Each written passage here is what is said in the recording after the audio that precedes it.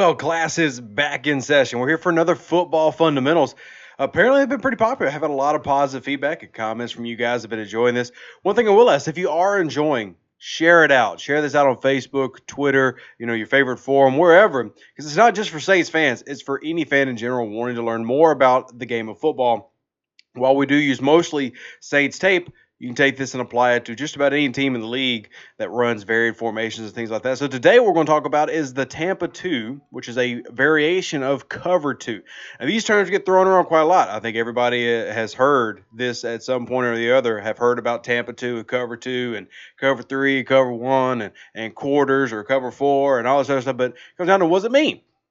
What is all these words? What do all these words actually mean, and what do they, what do they look like on the field? So we're going to take a look at Tampa 2 today, and I picked a play specifically of Tampa 2 that doesn't look like Tampa 2 when you see it to the beginning. But first, as always, we got to give a shout out and also take a look from our good friends over at Inside the Pylon because they do phenomenal work. And for a lot of people, y'all need the written word more than being auditory. I know I'm that way. I like to see it and visualize it when I'm reading.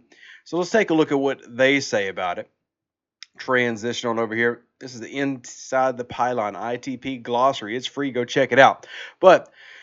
And by the way, this is just a cover 2. It explains what cover 2 is. And what we're going to be talking about is a little bit different, but just bear with us. Cover 2 is a zone defense where 2 deep safeties each occupy 1 deep half of the field's width, with a 4-man pass rush that leaves 5 defenders, typically corners and linebackers, to divide the underneath area of the zones.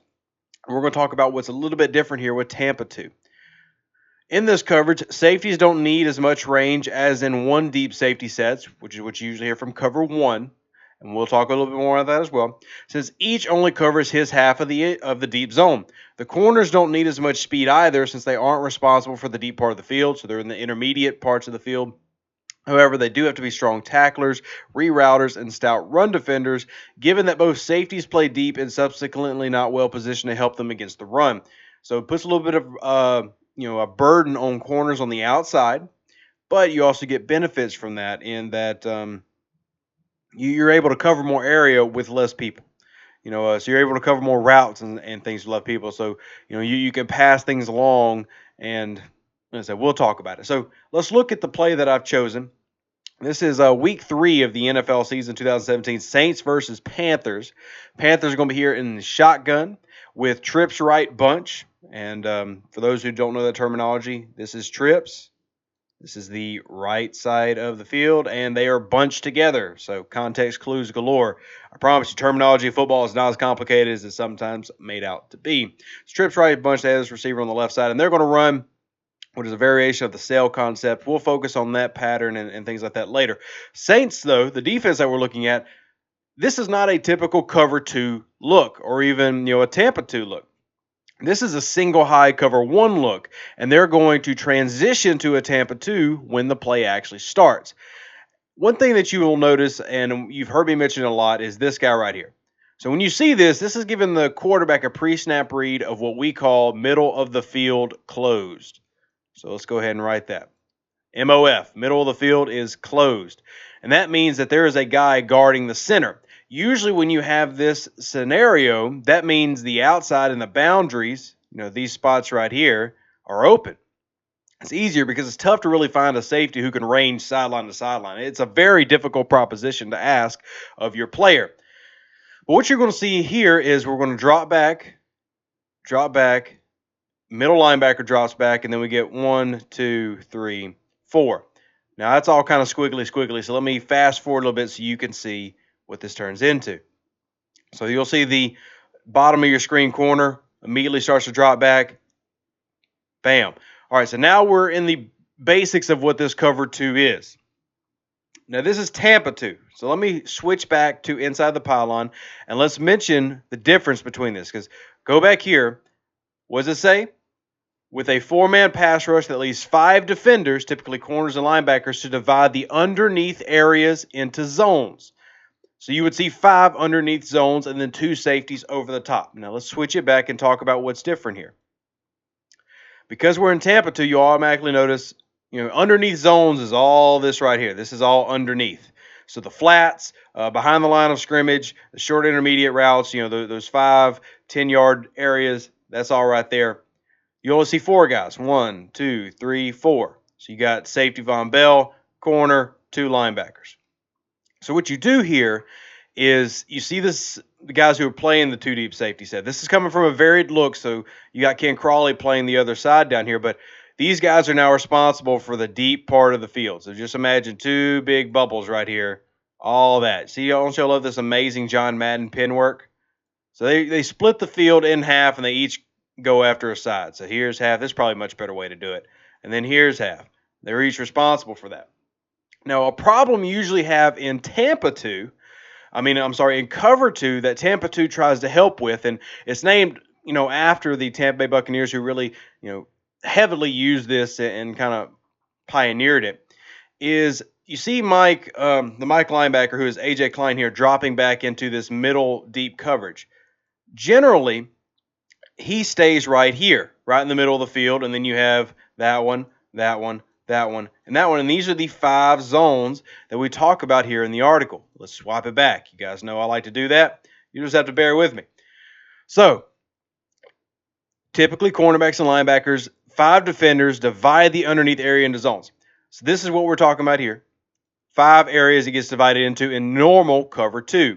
Tampa 2, because this is what usually happens. When you do this with 5, and then you have 2 guys that are this deep covering this half and this half. I'm sure a lot of you guys see where I'm going. This is here. This is here. So that means all this is open.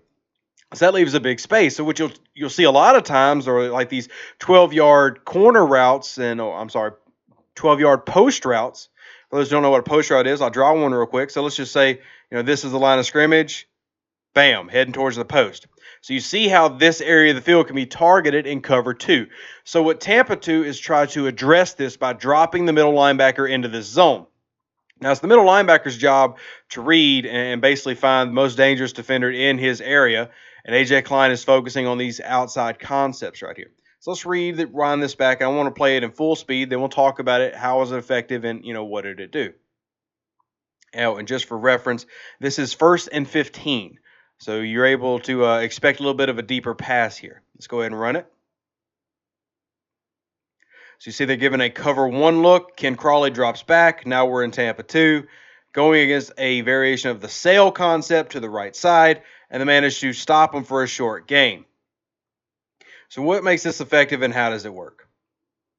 1, you got to get your defensive line to get good pressure, and they do right there. So they get on the quarterback and they're forcing a throw. Second thing this gives you is you've got this half of the field defended deep. So that guy's covered. And then you've got your corner who's covering this intermediate area. Now, what you can have happen, and this is what A.J. Klein has been doing, whether he's coaching to this or not, I'm not sure. But A.J. Klein is leaning towards this strong side where the trips bunch is. And a lot of times you'll have defenders get coached, and this all depends on the coordinator.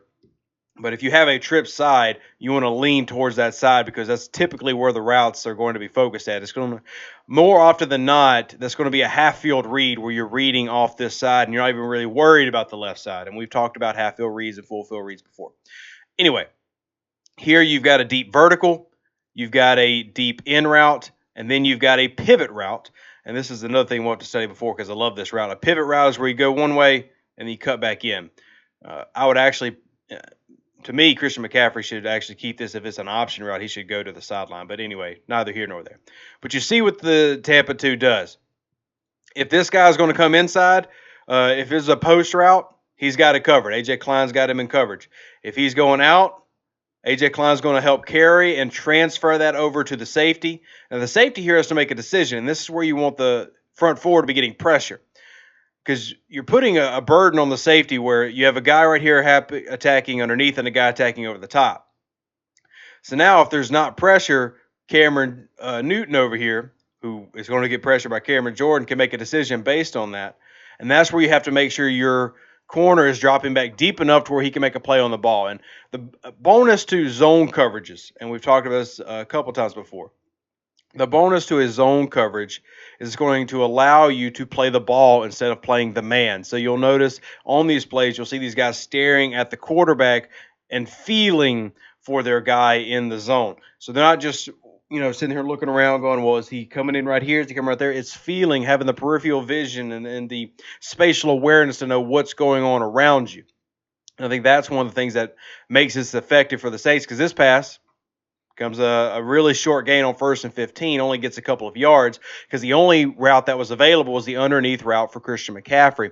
And because the Saints used this coverage and they showed a different coverage beforehand, they were able to stop it. That cover one look, if they had been in a true cover one with man-to-man coverage underneath, this could have been a problem, because you basically, between that deep vertical and the dig route, you almost get a natural rub where these guys are running almost hip to hip and then one splits off. It can be tough for two corners to communicate and transfer that. But because they showed that, Cameron Newton's probably thinking, man, this right side, it's going to be easy peasy. We're going to hit that dig route to the outside and nice 13-yard gain. We'll have 2nd and 2.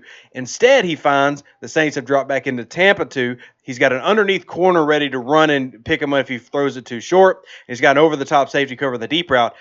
Really tough throw to be made and a really tough play to try to happen. So that's the basic of a Tampa 2 that you'll see, and we threw in the added wrinkle of seeing it in a front that's different pre-snap as they flow into Tampa 2 post-snap. Hope you guys enjoy this video. Hopefully I didn't talk too much. And we'll get another one going for you. If you like the show, please subscribe to the channel, throw up a like, share it with your friends, and if you really like it, help us on Patreon, support us. You can do it $5 a month, whatever you want to do.